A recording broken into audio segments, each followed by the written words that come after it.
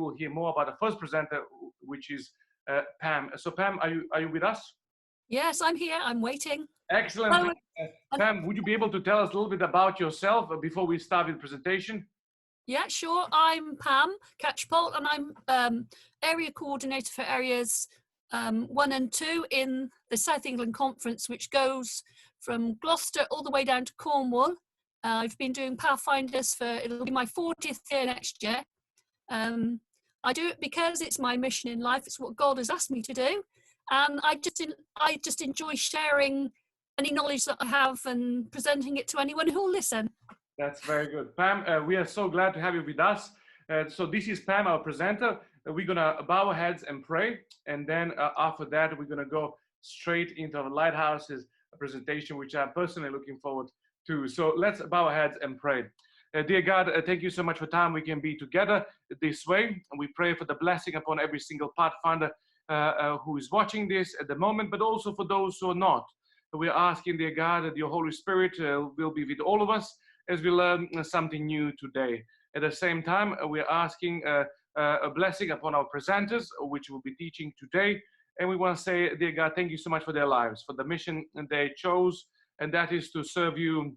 And also, dear God, on the end, we are asking that you place the hand of healing upon those who are not so well at the moment.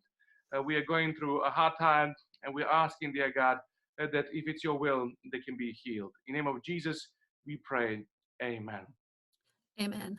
Pam, thank you so much for joining and for accepting to host. It is your time now.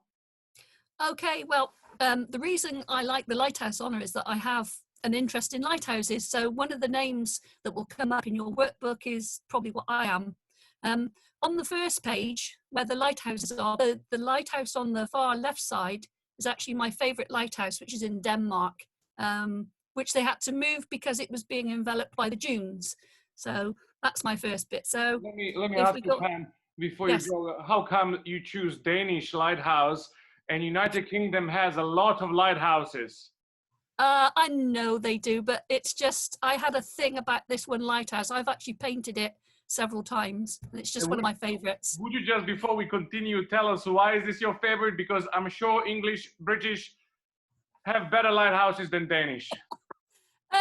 I don't know. I think it's where it's situated and its history, and I like the shape of it as well. Okay, all right. Well, Pam, I'll let you go with this one. Okay then, guys, let's go to our first one. And our first question is the function of a lighthouse. It might be quite obvious, but we have to answer the question. And the function of a lighthouse is to serve as a navigational aid to ships by sending a beam of light which provides signals. Or you could say it's put in place to guide travellers to a safe place and away from danger. And I like a lighthouse. It reminds me of God, because that's what God is. He's there as a guiding light, like a lighthouse on the storm, and he guides us to a safe place, gives us a navigation to steer away from those things that might harm us. So that's the function of a lighthouse, a navigational aid for ships. And also, you'll learn a bit later, not just for ships.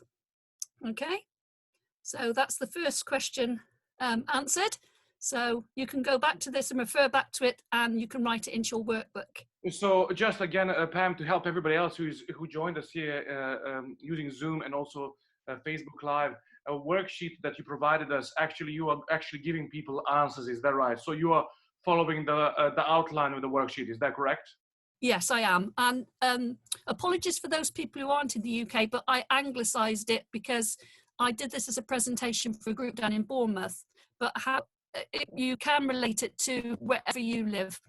All right, so make sure you have a worksheet. And in other words, Pam, ask the question, do you think we will be able to complete this honour today? You can, but there are some elements that you need to go and do by yourself, but most of it will be completed today. That's right. So Pathfinders, make sure you take that worksheet and go question by question, and Pam is going to lead you so that you can get very close to completing this honour. Yes. Yeah, they also need, I did put on the downloads as a sheet with some different lighthouses on, which is for one of the questions about different types of lighthouse. Excellent, excellent. Okay, Right, so that was the function of a lighthouse, which is quite self-explanatory. And there's our light coming from the heavens, which is God. Right, now the next one then, about the very first lighthouse. People get confused by this one because one of the first lighthouses ever was called the Pharos. And people say, oh, Pharaohs. It's nothing to do with pharaohs. It was called the Pharos, P-H-A-O-R-S, the Fairhouse Light. And it was built in Alexandria, which is in Egypt. It was built in, sorry, I have to refer to my notes because my brain's gone dead, 280 BC. 280 BC is when it was built. It was one of the very first one on record to be built. That's a picture that's done by somebody because we don't know what it looked like. It wasn't written down in history. It was built in the Ptolemaic Kingdom, say in 280 BC. The lighthouse itself was actually destroyed, not by man. There were actually 3 earthquakes and it shook the foundations. And so the lighthouse as it was, which was probably about 100 meters tall, is what we've been recorded. You can still see the remains of it in the harbour in Alexandria. And so that's the oldest recorded, okay, the Pharos in Alexandria. But the oldest one in the United Kingdom, I don't know what the one is in, if you're from Australia or Holland or somewhere else, I don't know what yours would be, but that's what you need to find out for yourself. But the oldest one that was recorded in England is actually Bell Rock, which sits on top, well, what is now Dover Castle. There was a lighthouse there. The remains can be seen in the grounds of Dover Castle, but it's no longer there. So that's the oldest one in the UK. So if you're in another country, you'll need to find out which is the oldest one in your country. Okay, so the Pharos was in Alexandria, built in 280 BC, destroyed by earthquakes, not by human hands.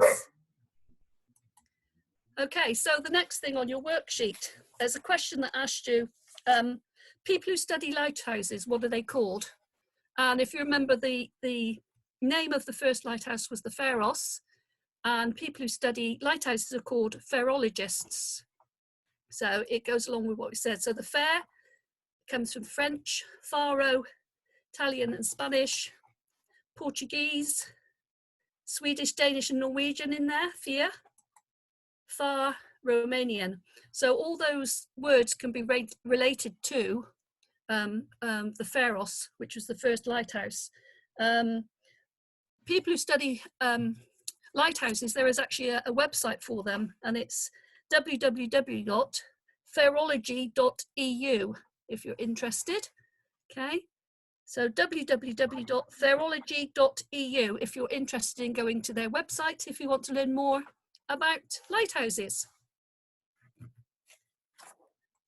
Okay, so we're going to go on to our next question now, and this question is about lighthouse keepers. One of the reasons I got into lighthouses was when I was teaching. We did a project on lighthouses, and one of the books for the children, because I did primary, was the Lighthouse Keeper's Lunch, and we did a mock-up of a lighthouse. And one of the questions the children at the time had to answer was, do all lighthouses have keepers? And if not, how are they run? The lighthouse keeper's life years ago was quite solitary because they had to spend months and months out in the lighthouse, because obviously most of them are out in the sea, they can't get back in. But now, of course, most lighthouses are automated, but they do need occasional maintenance. In the United Kingdom, this is undertaken by an organisation called Trinity House. But there are lightships as well, lightships around the coast, which can move around. They also do the same function. But most of the beacons now in lighthouses are powered by solar panels. A lot of them are automated, so they just come on when it's dark. The one that we can note here is there's the North Foreland Lighthouse, which is in Kent in the UK, was the last manned lighthouse in Great Britain, and it was automated in 1998. So before that, it would have been have a lighthouse keeper, but there are no more lighthouse keepers. It's all automated. Okay.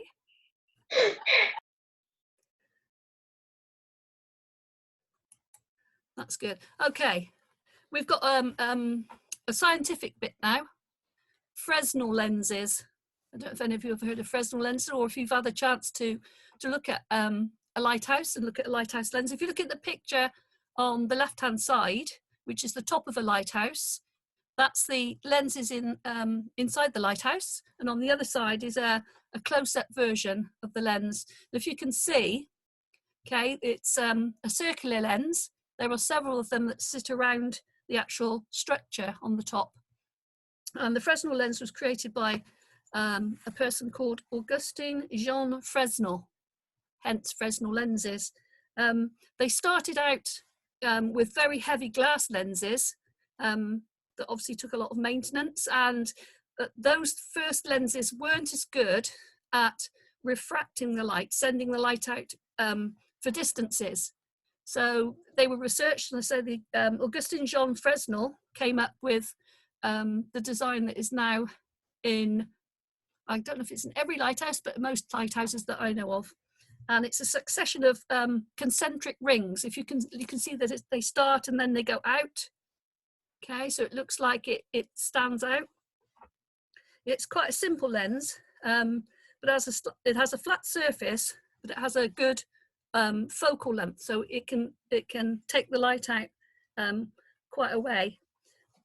Excuse me. Okay, if I go to my next slide, you can actually see the development of the Fresnel lens. So the beginning, that was how the lenses were.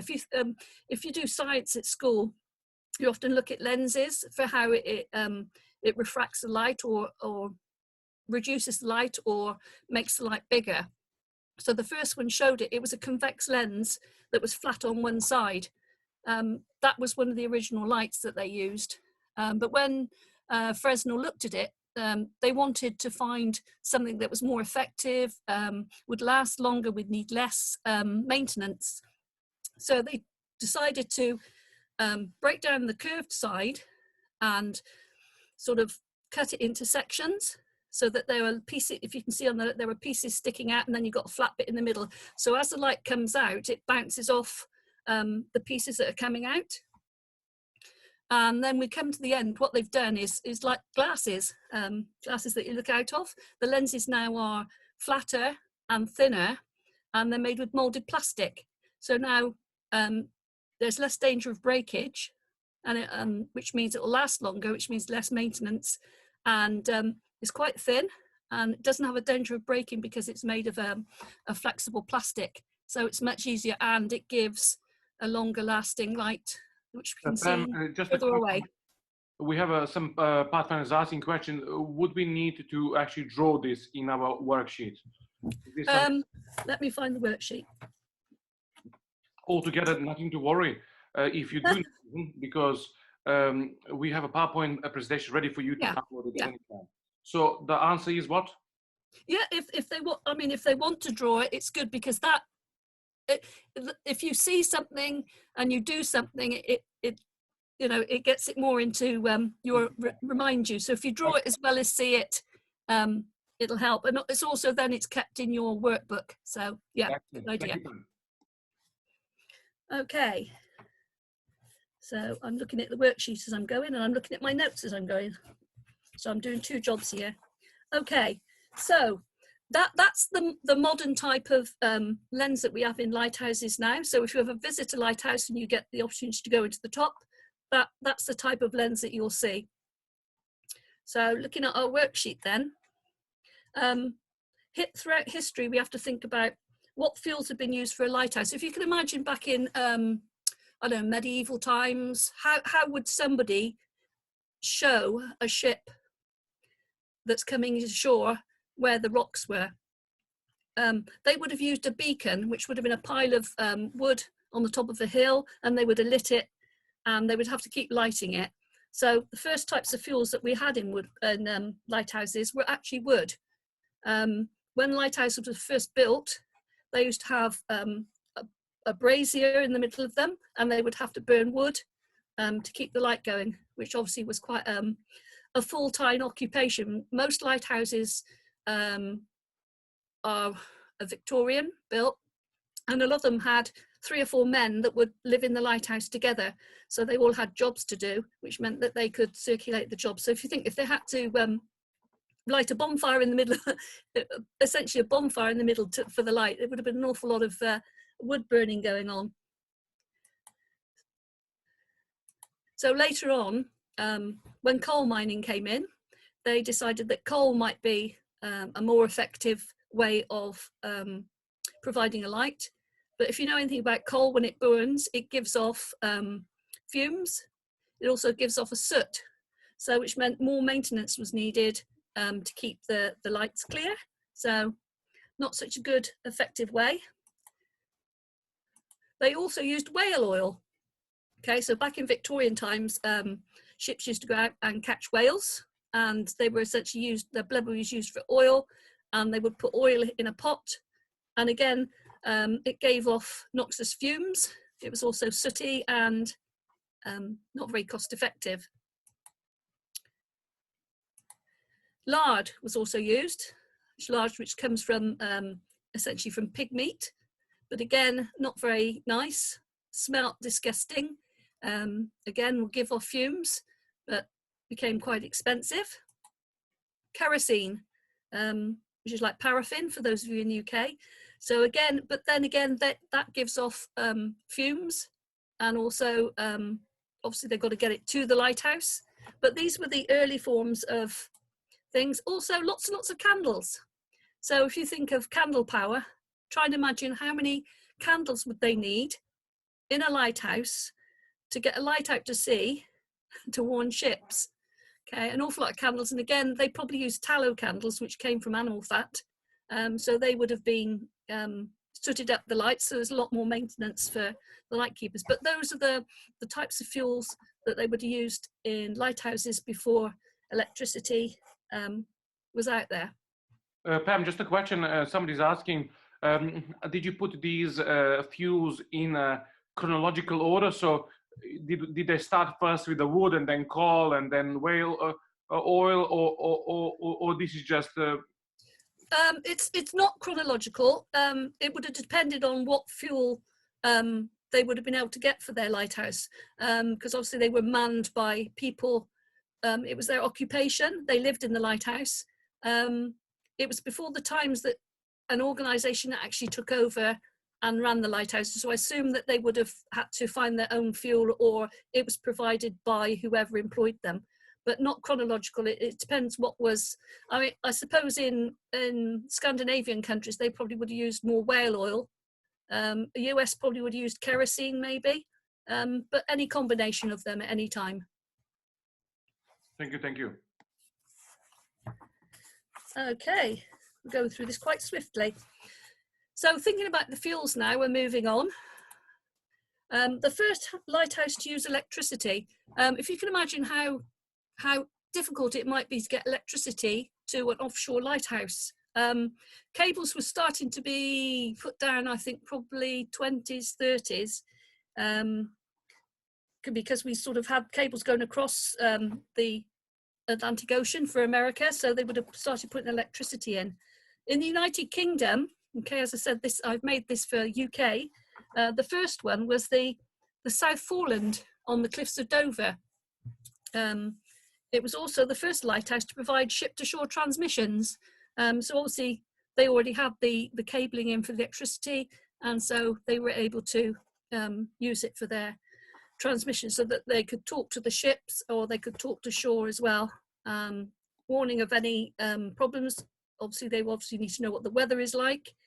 Pardon me. So if you're in another country outside of the UK, you will need to do a bit of looking to find out which was the first lighthouse in your particular country to use electricity, and make it applicable for you. Okay, but ours in this country is the South Foreland on the cliffs of Dover.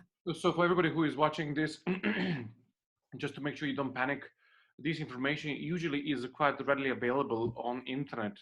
And taking consideration that we all stuck in houses or flats or whatever we live in, it would just take a little bit of Googling for you to find this information to complete the honor.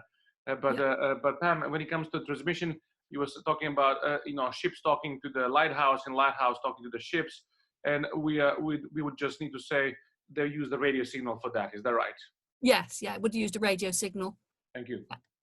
But also coming along a bit further on, I will give you the information on being able to find out more about lighthouses. Of course, we all know about Wikipedia, but there's also an organisation in the UK that you can go to. They have a great website. Okay, moving on then. So I talked earlier about the different places a lighthouse might be. So the question that we've got there is, are all lighthouses located along seashores? Okay, most people think of a lighthouse as being on a rock, looking out to sea, but there are other places that you might find a lighthouse. Okay, that one's got an American flag on it. That's the first one I found. But they're all slightly different. Okay, so I've got 3 lighthouses there. None of them are on the seashore. If you look, we've got one on a lake, there's one on a river, and I think the other one is also on a river there. There's a place in Lincolnshire, for those of you in the UK. It's called the Dunstan Pillar, which was actually erected to guide people along a pathway and safely away from highwaymen. Okay, so the last word you used, I never heard that word before. What? To keep them safe from what?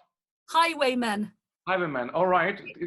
People who might want to mug them or steal their possessions whilst they're walking along instantly. Thank you so much for saying that, because Pam, English is not my first language, and I will leave this presentation really troubled not knowing what that is. So that's great. Thank you. Okay. Thank you. Well, for your information, the most famous highwayman was Dick Turpin, who had a horse called Black Bess. And where was he based?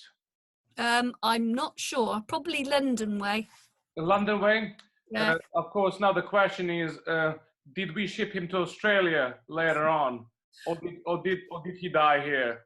I think he was shot, but you'd have to Google that to find out. Sorry, yeah, okay, thank you. Thank you. So the ones, okay, we digressed, but we should go back. The ones along the waterways were there mainly to guide ships into canals and into riverways so that they could get in safely, because obviously some inlets are quite narrow. We actually have some where I live in Gloucester, which is at the top of one of England's longest rivers, the Severn.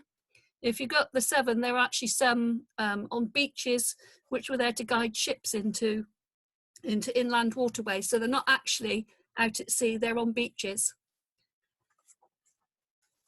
We wanted, the question was coming up about who is responsible for the upkeep of lighthouses in the United Kingdom. Okay, if you're not in the UK, again, people, you need to find out who in your particular country is responsible for the upkeep of lighthouses. Okay, so if you're not in UK, you have to find out who is responsible in your country for the upkeep of lighthouses. So that in the UK, we have a wonderful organisation called Trinity House. And Trinity House has 3 main functions. It's a general lighthouse authority for England, Wales and the Channel Islands and Gibraltar, because Gibraltar is part of the United Kingdom. And it's responsible for a range of general aid to navigation, signs of the sea, from lighthouses to radar beacons. Okay, so there's another type of navigation, is a radar beacon. But that's who is responsible. You can go to their website. You can see pictures of all the lighthouses. So you can find out, if you live up north or Scotland, you can find out where the lighthouses are situated closest to you. You can find out the tallest lighthouse, the oldest lighthouse, the type of lighthouse, the history of the lighthouse. All that is on their website. So you can go and look at that. You can actually go on and do your advanced lighthouse badge after this one. It just takes a little bit more. This is the basis, and it just takes a little bit more. Because we can't actually go and physically look at lighthouses at the moment, it's a way of you being able to look at them. So some of the, yeah, sorry. We also had a question from some Pathfinders which saying we do not have lighthouses. So some countries are locked land, so they don't have lighthouses. So in order for them to complete the honor, in that case, we would just suggest if you do the research on the UK lighthouses. Would that be all right? Yeah, no, that's fine. It's all based around learning about lighthouses and their functions and the history of them. So if you want to choose somewhere, obviously, then fine. You know, you could do UK, because UK has, I say, this site Trinity House has a wonderful array of things that you can access. So no problem. Okay, if you have a look at lighthouses, and you'll see in a minute, they do have different colours and different markings. They're different shapes and different sizes. Some of the lighthouses now actually have helipads on the top. So if there is a problem, a helicopter can go in and check it out. So they have different colours and markings. So we've got a red and white one, one with a red top. Okay, you see they're all slightly different. Okay, we've got a black and white one. We've got sort of orange and white one. Some of these are a mixture. Some might be UK, some might be American. But the actual different colours on them are called day marks. Okay, day marks. You can get, like I say, different colour striped ones. The day marks allow identification for the mariner. So if the ship is going along and they look at the lighthouse, it will have a different colour to it or shape. So therefore they know where they are, because if you think they were built before we had radar, before we had ship-to-shore communication.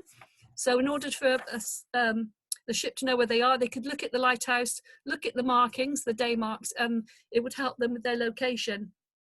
They're usually red and white or black and white, but it depends on the function of the lighthouse. They can be stripes, chevrons, or even diamond shapes sometimes. Any shape that is distinguishable from sea, because if you're coming in on a boat, you need to see and look at the markings, so they need to be quite bright and quite distinguishable. And so that's a way of a ship getting into safe harbour quite often through a narrow channel, so they could see. So I'm not sure. I think some places had 2 lighthouses if it was a narrow channel, but that's what they're for. They're called day marks. Okay. Yep, that's fine. That's fine. People were asking the question how they're called those marks. So it's called day marks. Thank you, Pam. Yeah, because if you think they wouldn't see them at night, they would see them in the day, so therefore they're day marks. Okay, so we're moving on. So some lighthouses had foghorns, particularly where the sea was got very foggy, because Britain gets very foggy and wet, especially up north. So they had things called foghorns. Foghorns aren't usually used these days. They don't really need them, because obviously we have sonar and other ways of seeing things, but they might have had a foghorn. And foghorns were usually used to say when it was foggy, because the light from the lighthouse in fog doesn't travel, because the fog's so dense with the water droplets, the light doesn't get through. It doesn't refract, it doesn't take the light out, it deadens the light. So a foghorn would be used. I did have the sound of a foghorn. I don't know if you'll be able to hear it. It's here. Let's see if we can hear it. Did you hear that one? Yes, we did. Play again.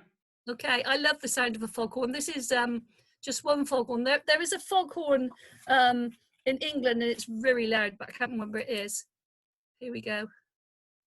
So a foghorn is a navigational aid, but for use when the weather is bad. It's usually quite a deep sound, so that it can travel far. If it's a high pitched, you probably wouldn't hear it. But I quite like the foghorn sound. I could sit all day and listen to it. So I'm going to play it once more. So there you go. And it's a navigational aid, a way of warning ships when the weather is bad and you can't see the lighthouses. It's also a warning of rocks, headlands and other dangers to shipping, because if you can appreciate, sometimes when the weather is bad or the tides come in, you can't always see the rocks that are under the sea. So it's a way of warning them from other dangers. If somebody is asking, Pam, maybe you can just give us an answer. How many lighthouses there are in United Kingdom? You might not have the answer, but I have the answer at the end of this. Oh, excellent! But there are quite a few. Okay, so it's a very deep pitch, because I said deep sounds are more audible to human ears at a greater distance than high-pitched sounds.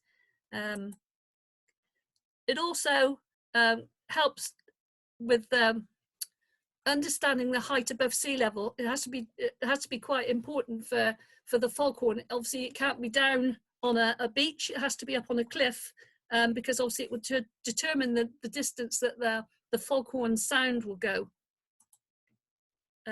Some can be heard up to 6 miles away, or 9.6 kilometers to those who are in a metric. So it's quite a way off that it can be heard, and it's also very loud. Mine isn't very loud at the moment. I just like it. I'm sorry, I got to play it again.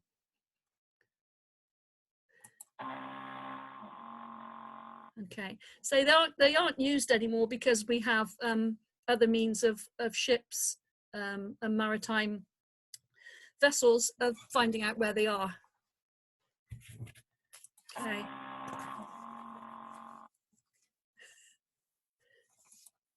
Okay, so we need to think about biblical references to lights.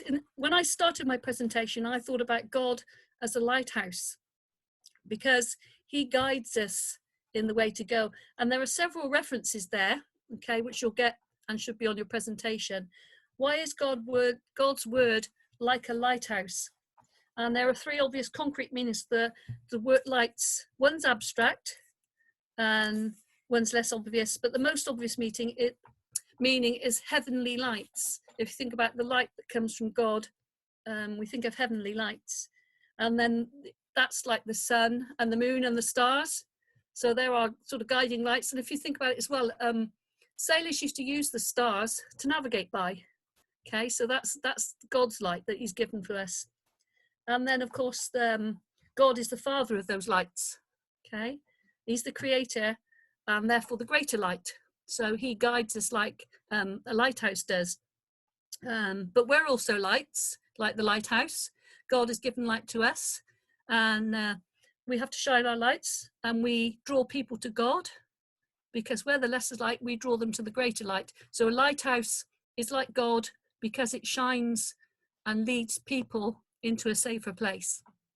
Okay, so you can look at those biblical references later and look them up and see what God says about the lights. Pam, before we continue, there was a question that we maybe missed from the worksheet, which says, what are 3 things that affect foghorn? So when it comes to distance of not being able to project its sound, it mentions that it says, what are 3 things that affect when the foghorn is far away and the projection of the sound? Yeah, it can be heard up to 6 miles away. Okay. It has to be at a certain height above sea level. Okay, so the sea level is very important. So that's one of the things that can affect it. Yeah. Yeah, and also the pitch of the foghorn has to be very deep, yep, in order for it to be heard by the human ear at a distance. Okay. Yep. And is there one more thing that maybe can affect the projection of the sound? I don't think so. I think that was the ones that we had. Okay. Height above sea level. Somebody's asking, do we know the strength of the decibels? How loud is the horn?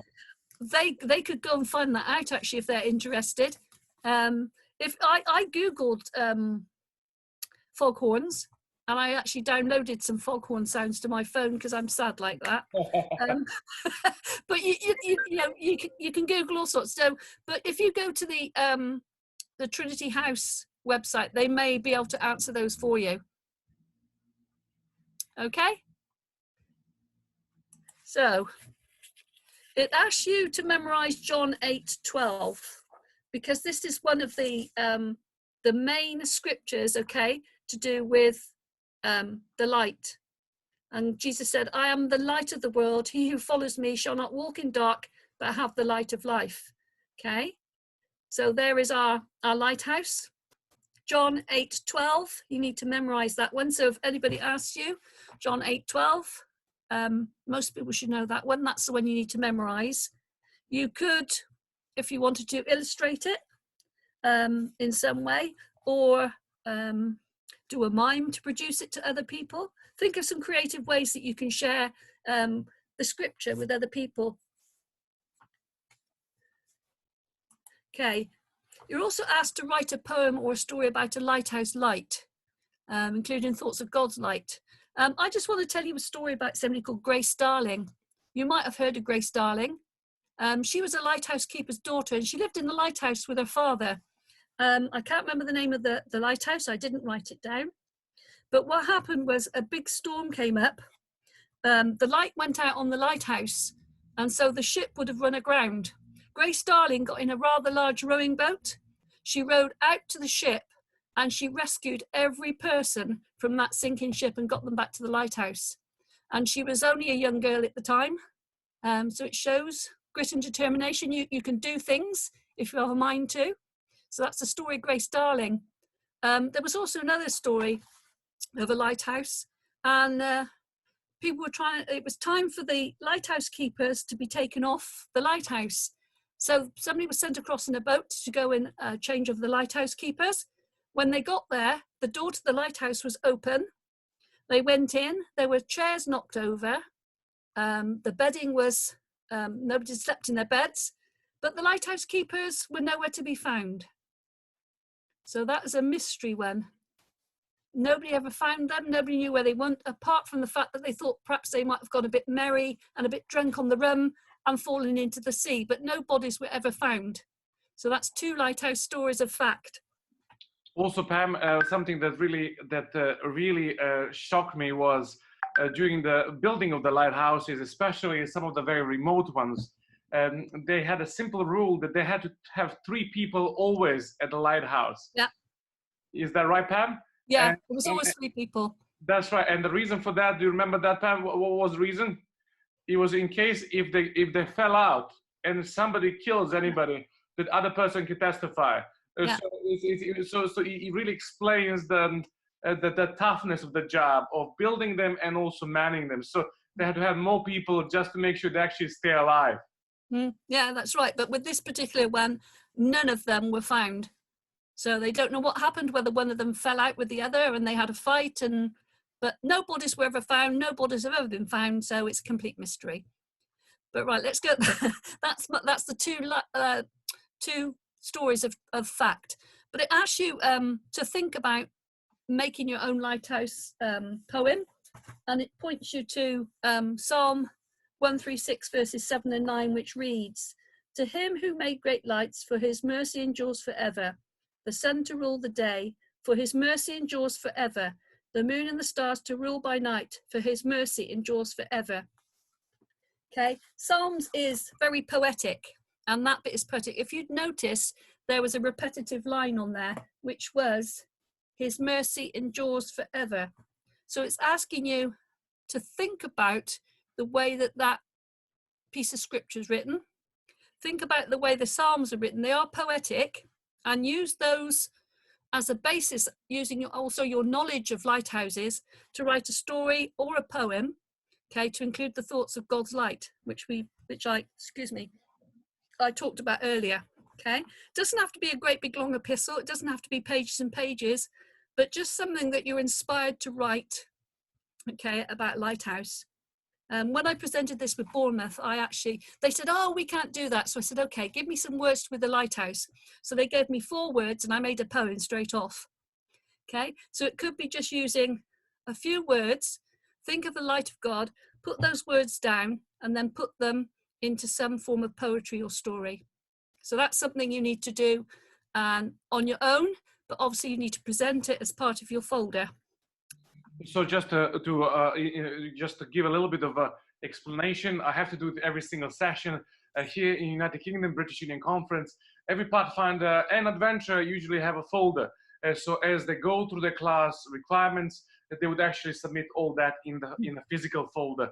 Also for these honors, as you're going through them with us to the e-honor program, we need you actually to do the paperwork. So worksheet, also you just said what is necessary to be done, submit your poems, but also in the end, I just remembered we also have a attendance form, which we'll be posting right now in the chat groups. Attendance form is the way when you register that you actually can prove that you sat through the class. And that is the one way for you to prove to your club director when a club starts that you actually sat with us through this class, which we love. Also, Pam, a lot of people are really enjoying it in Zoom. There was somebody who said, if you like this honor, can you please write letter I? And everybody wrote I. And so, oh, very good. So we love your presentation, Pam. Well, I get enthusiastic about things, and I have to spread my enthusiasm. Excellent. Okay, so that's something you need to do for yourself. It's something that inspires you, and you might want to share it with others. If you don't want to share it with other people, that's fine. You don't have to share it. I say to people, you don't have to share your work, but you need to share your folder with your leader. Okay, so let's move on then. Okay, so that's one you've got to do. This one, okay, draw or photograph 5 lighthouse forms or types of lighthouse being used today. I did give you, if you downloaded it, some sheets with different types of lighthouse on. Okay, we'll go through them in a minute. So you need to look at that. You don't have to draw it, you can photograph it, you can download them from the Trinity House website. Okay, so you can just look for them, download them, and put them in to your folder, but you need to say where that lighthouse is and what type of lighthouse it is. Okay. For everybody who is deciding to draw these lighthouses, we would love if it's possible for you to share this with us. So we just if I remember last Sunday we had a pizza honor. The pictures with pizzas are still arriving today, and we want to say amazing stuff. Thank you so much.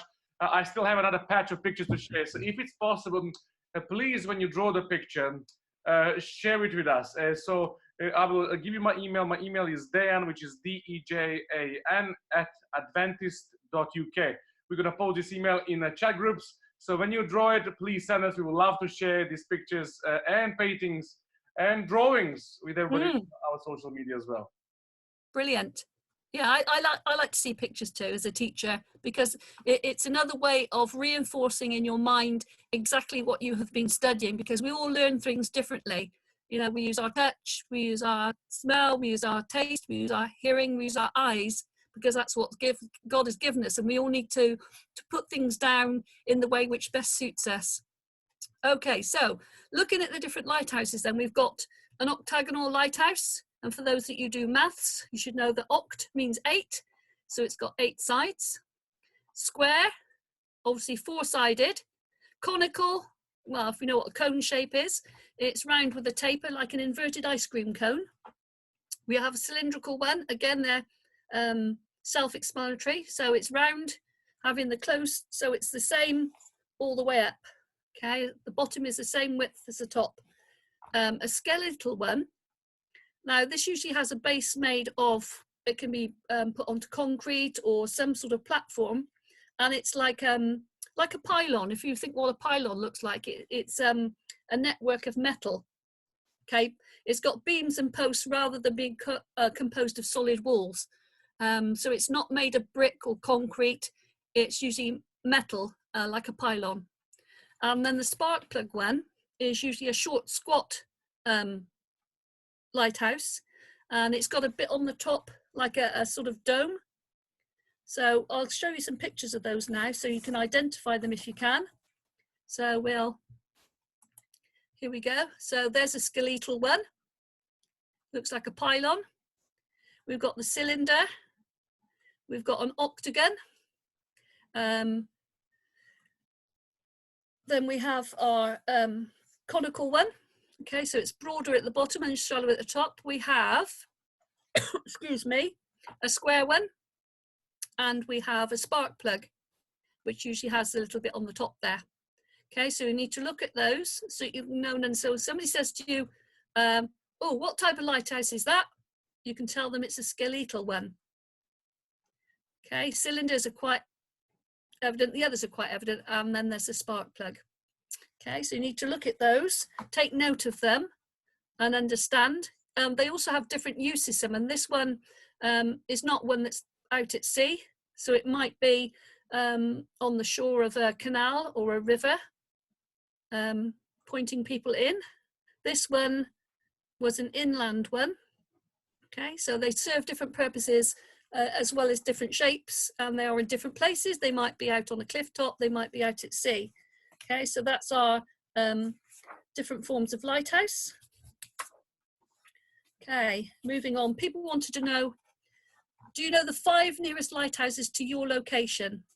When I did this, as I say, it was a presentation for people down in Bournemouth, so they would have been down here. So I picked this area, which is actually my area. I cover all that bit down there. So I cover Gloucester, Wiltshire, Somerset, Dorset, Devon and Cornwall. That's my actual area. So they had to find lighthouses around the south coast. I've actually found some lighthouses in my own location, and there are some here. So I live at the top here of this river.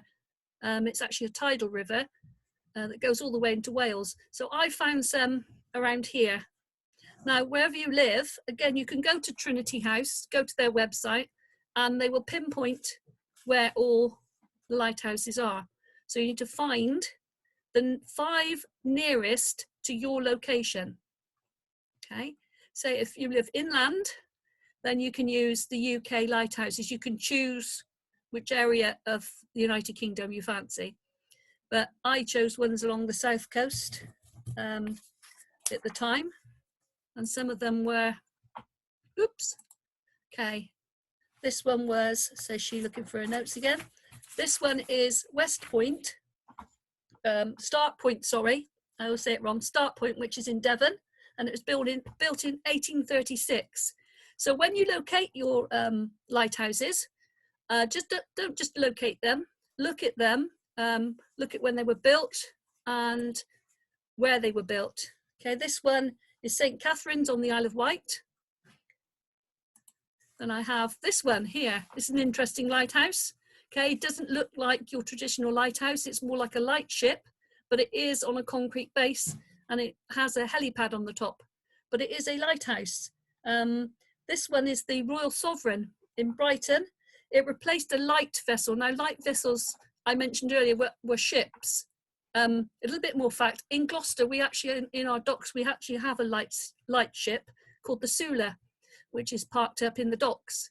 So it would have replaced a light ship, which by its description was a ship with a light on that went around the coast, and it was parked up wherever it was needed. And we still have light ships. So that's the Royal Sovereign. It replaced a light ship. It, excuse me, the light vessel, it was replaced in 1875. This one was built in 1971, so it looks fairly modern. And then we have Hurst Point, which is in the channel between England and the Isle of Wight. Isle of Wight is part of England, sorry, on the Solent. It was built in 1867, okay, so the ships could navigate through the Needles Channel. And my last one is actually Nab Tower. So it's actually built on a concrete post. These were actually used during the war as defence places. So it had a dual role. It was built in 1918, and it was a First World War defence tower. But in 1920, it was replaced with a light vessel. So it's no longer operational. So, but that's some of the ones that we have around the south of England along the coast. Okay, so there they are again. Start Point, St. Catherine's, Royal Sovereign, Hurst Point, and Nab Tower. So one of the ones I mentioned earlier was Dover Castle. So it would have looked a little bit like this one. It would have been a defence tower as well as a lighthouse. But that's a few of the ones I found around the south coast. Okay, so again, you need to look for the 5 nearest to your location if you're in the UK, or if you're in landlocked, then you can choose 5 around any location. So you wanted to know how many lighthouses there are. Okay, this is from Wikipedia, this actual one. I didn't get this actually from, excuse me, Trinity House, but you can find it on Wikipedia, and there are 202 listed on there. Okay, so that includes the Channel Islands, which are part of UK.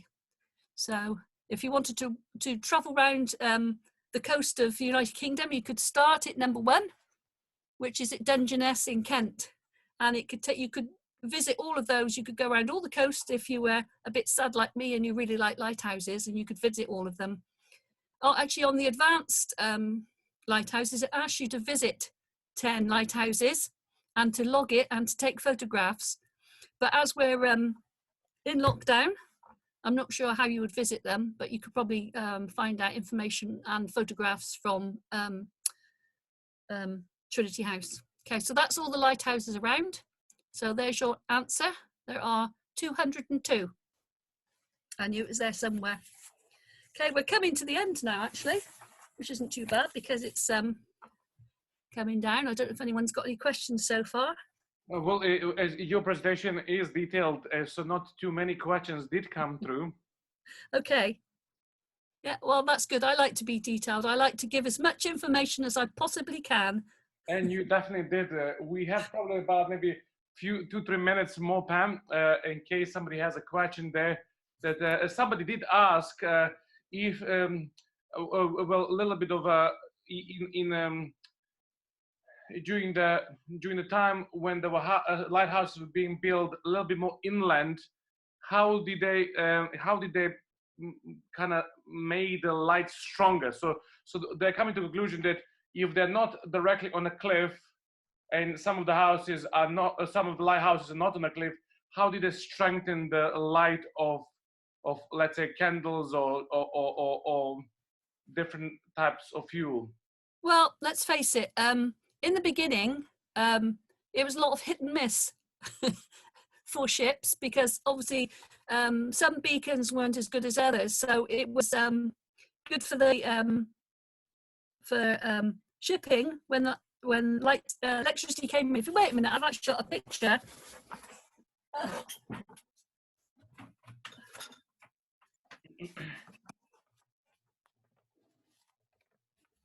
All right, we can see. Yeah, we can see it, Pam. This is Eddystone Lighthouse, and this picture I've actually got, it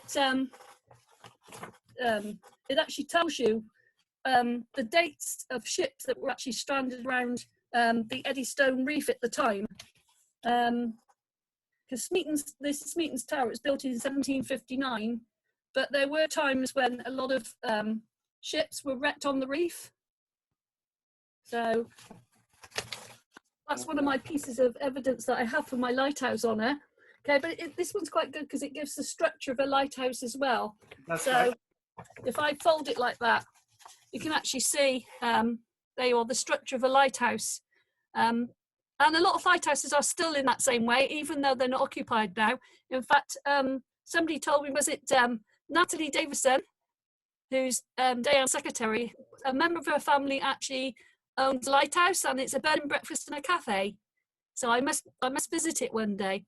So a lot of them now are used for tourist attractions. So you can actually go and look in. I've actually been up several lighthouses, mainly around the Devon and Cornwall coast. They're quite interesting. It's quite interesting to see. If you think when they were built, we didn't have great big cranes for construction. We didn't have great big helicopters and ways of taking the stone out to sea. And they were built by men from great big blocks of concrete and other things. But yeah. Excellent. Pam, the time is running out. Nevertheless, Okay. we'd love to hear more. If it's possible for you to just stop sharing the screen, and then we will just have a look who is still there. We have still a full room there, here, 100 people. We want to say thank you to Pam. So what You're welcome. If I can find where I stop stop sharing. Yeah, let's figure out that as well. So stop. I found the way. Excellent. Okay, brilliant. everybody who was watching this, Pam, we would like to say a big thank you on the behalf of British Union Government. So if I'm going to unmute everybody, and if it's possible for everybody to just give a big clap to Pam. Here it is. I'm unmuting everybody. Pam. Yeah. I'm trying to do unmuting.